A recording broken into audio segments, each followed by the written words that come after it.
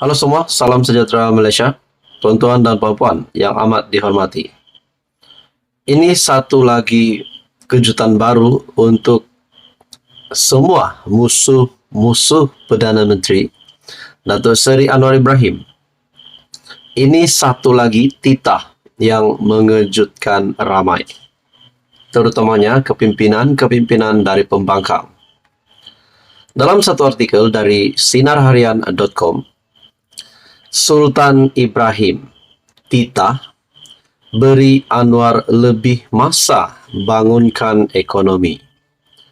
Sultan Johor, Sultan Ibrahim almarhum Sultan Iskandar bertitah supaya lebih banyak masa diberikan kepada Perdana Menteri Datuk Seri Anwar Ibrahim untuk membangunkan ekonomi negara.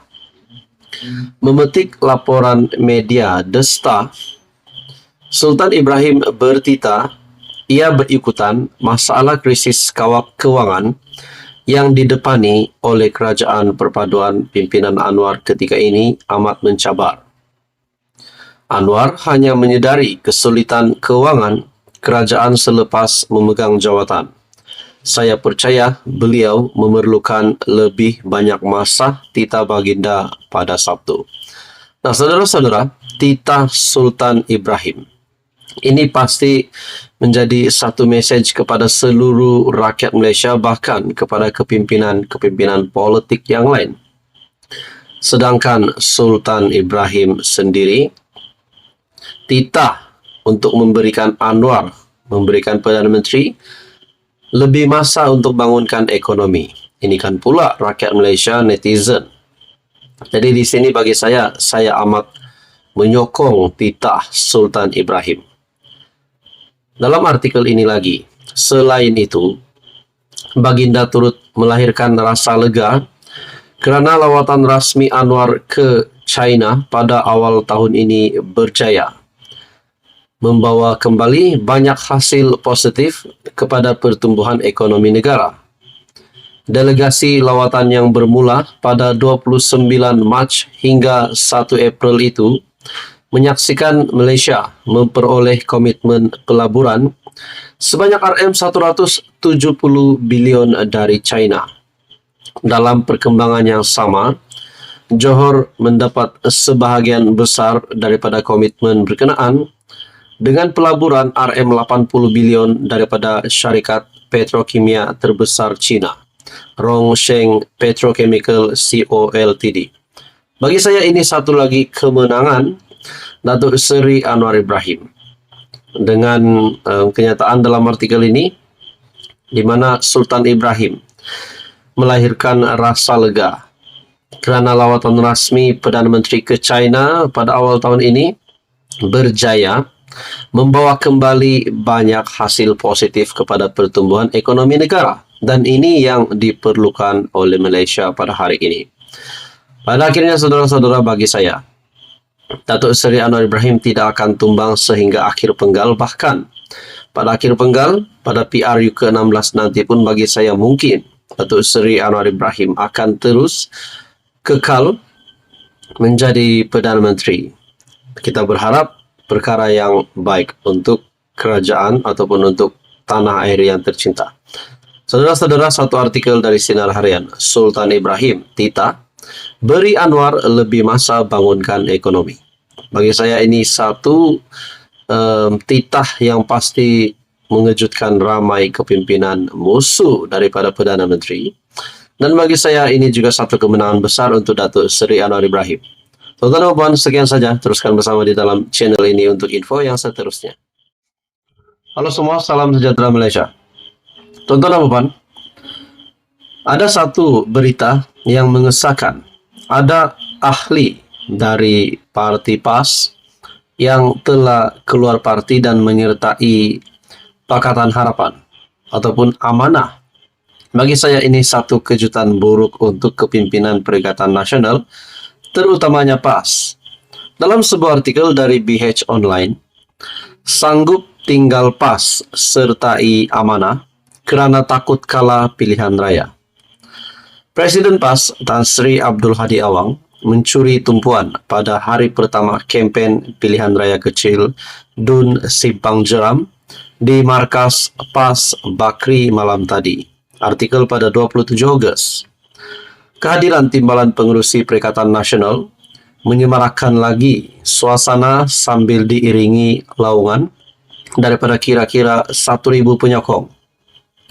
Turut sama pada ceramah Perdana PN Johor ialah Naib Presiden Bersatu, Datuk Dr. Radzi Jidin, Ahli Parlimen Kuala Terengganu, Datuk Ahmad Amzad Hashim, Pesuruh Jaya PAS Johor, Abdullah Husin dan calon Perikatan Nasional Dun Simpang Jeram, Dr. Muhammad Mazri Yahya. Yang mengejutkan saudara-saudara, dalam artikel ini mengesahkan Hadi mendakwa tindakan segelintir ahli dan bekas pemimpin parti itu menyertai amanah adalah kerana takut kalah dalam pilihan raya. Beliau turut menyifatkan mereka sebagai lemah semangat sehingga sanggup meninggalkan dasar perjuangan PAS. Terdapat kalangan PAS yang lemah semangat dan sayang nak tinggalkan DAP. Takut tak menang pilihan raya. Orang yang takut tak menang itu yang masuk parti amanah ini, dan yang ikut parti amanah ini adalah kerana nak menang pilihan raya. Sanggup meninggalkan prinsip dasar perjuangan PAS, katanya. Jadi di sini disahkan oleh Presiden PAS sendiri, Tan Sri Abdul Hadi Awang, di mana terdapat tindakan segelintir ahli pemimpin parti, bekas pemimpin parti yang menyertai amanah kerana takut kalah. Tapi disahkan di sini ada ahli dari PAS yang menyertai amanah. Adakah di sini bermakna satu kejutan buruk untuk PAS PN? Adakah ini akan memberikan sedikit sebanyak kesan kepada parti itu? Dalam artikel ini lagi, di Parlimen Pulai, PH mempertaruhkan setiausaha politik Allahyarham Datuk Seri Salahuddin Ayub, Suhaizan Kayat, manakala bekas jurutera Ir Nazri di Dun Simpang Jeram. PN pula meletakkan usahawan Zulkifli Jafar, manakala pakar bedah Dr. Mazri dicalonkan di Simpang Jeram. PRK Parlimen Pulai dan Dun Simpang Jeram diadakan susulan kematian Salahuddin yang juga Menteri Perdagangan Dalam Negeri dan Kos Sara Hidup pada 23 Julai. Timbalan Presiden amanah itu mempertahankan kedua kerusi berkenaan buat kali kedua selepas memenanginya pada PRN Johor pada Mac tahun lepas dan PRU 15 November tahun lalu. Tuan-tuan dan puan, sekian saja, teruskan bersama di dalam channel ini untuk info yang seterusnya. Halo semua, salam sejahtera Malaysia. Tuan-tuan dan puan yang amat dihormati sekalian. Seperti yang kita tahu baru-baru ini, setelah selesainya pilihan raya negeri, khususnya di Kedah, Kelantan dan Terengganu yang memang dimenangi oleh Perikatan Nasional PAS. Setelah dimenangi oleh PAS PN dengan kedudukan yang amat besar sekali, akhirnya persoalan yang timbul sebelum ini berkaitan dengan Dun Jeneri. Adakah Menteri Besar Kedah akan menang setelah nama beliau dikaitkan dengan skandal REE? Akhirnya saudara-saudara, kita dapat melihat kepimpinan Sanusi masih tetap teguh. Beliau masih dipilih di Dun Jeneri. Bahkan, beliau masih dilantik sebagai Menteri Besar Kedah untuk penggal kedua. Berkaitan dengan isu REE, ada yang kata Sanusi bersalah, ada juga yang mempertahankan Sanusi. Tapi kali ini, tuan-tuan dan puan, ini satu kejutan baru, di mana dalam satu komen dari channel ini, dalam komen ini menyatakan, duit dah banyak 62 bilion, 7 keturunan pun tak habis makan.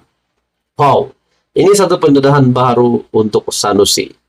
Jadi komen ini dari netizen ataupun mungkin bukan penyokong Sanusi. Saya membacakan komen beliau, duit dah banyak RM62 bilion, 7 keturunan pun tak habis makan. Komen di dalam satu video saya yang menyebut tentang Menteri Besar Kedah yang mengangkat sumpah. Adakah benar memang ada 62 bilion untuk 7 keturunan Muhammad Sanusi? Adakah memang Sanusi sah menjadi pencuri RII, ataupun mungkin Sanusi sudah bekerja sama dengan pekerja-pekerja asing seperti apa yang didakwa oleh ramai orang. Kita juga tahu siasatan masih dijalankan. Ada juga kata Sanusi belum boleh senyum lagi. SPRM masih menjalankan siasatan berkaitan dengan RII. Dan menurut komen ini, RM 62 bilion untuk 7 keturunan pun tak habis makan. Bagi saya, kita tidak dapat sahkan 62 bilion ini bulat-bulat di dalam poket Sanusi, di bawah katilnya kah, di peti besinya kah, di dalam simpanannya kah. Tapi yang kita tahu berkaitan dengan skandal RII memang menyebut nama Menteri Besar Kedah Sanusi. Jadi saudara-saudara, apa komen Anda berkaitan dengan perkara ini?